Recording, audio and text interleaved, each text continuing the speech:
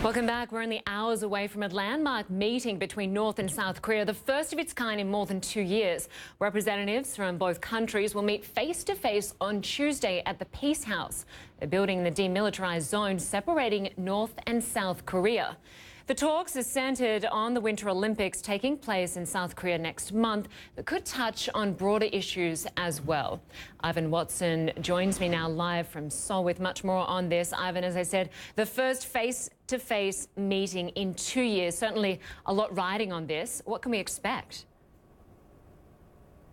Well, there are two delegations meeting consisting of 5 officials. The officials from the South Korean side, that delegation led by the unification minister, that's Cho Myung-yeon, and his counterpart from North Korea had something that's called the Committee for Peaceful Reunification of the Fatherland. Both of these men have engaged in many previous rounds of negotiations between these two countries, face-to-face negotiations that were suspended some 2 years ago as relations deteriorated and tensions escalated here on the Korean Peninsula. Of course, the main thrust of these talks is to try to get North Korean athletes and a delegation to attend the upcoming Winter Olympics hosted here in South Korea in about a month's time.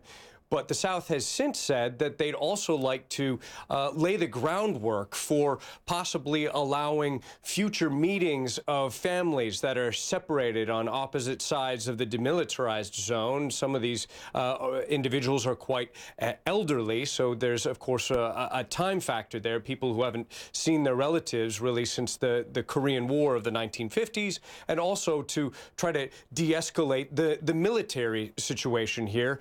And there are signs, at least in the very short term, that for optimism on that front, because after a phone call between South Korean President Moon Jae-in and U.S. President Trump, it was announced that the U.S. would postpone joint military operations until exercises, until after the Winter Olympics. Linda? Ivan, President Trump appears to be claiming credit for this meeting. This is a man who continues to exchange insults with the leader of North Korea. And the U.S. ambassador to the UN, Nikki Haley, seems to agree that this stick approach works. Let's just take a listen to what she had to say over the weekend to ABC.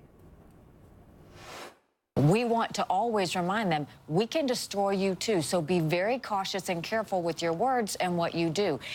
I know it's something that makes people nervous, but if we didn't do it, we would be in a more dangerous situation. Do you think that tweet was a good idea? I think that he always has to keep Kim on his toes. It's very important that we don't ever let him get so arrogant that he doesn't realize the reality of what would happen if he started a nuclear war. Ivan, how much credit can the U.S. take for opening up the dialogue we're seeing right now between the North and South?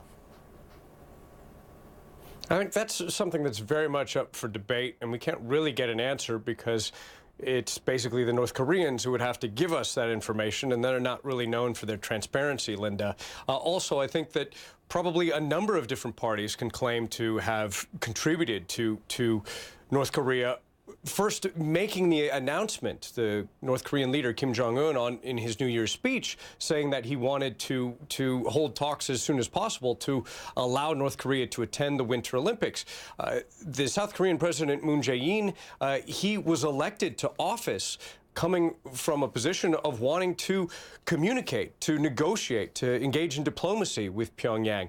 China has just recently complied with United Nations Security Council resolutions that just put into effect customs restrictions on imports and exports coming to and from North Korea. So it's really a big question as to who is responsible for this.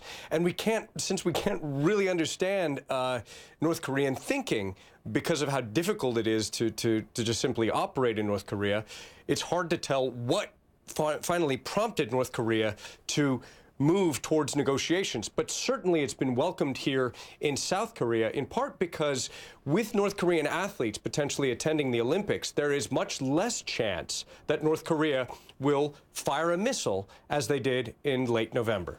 Linda. That is true, and no doubt something South Korea is hoping for. Ivan Watson, good to have you with us in Seoul. Thank you.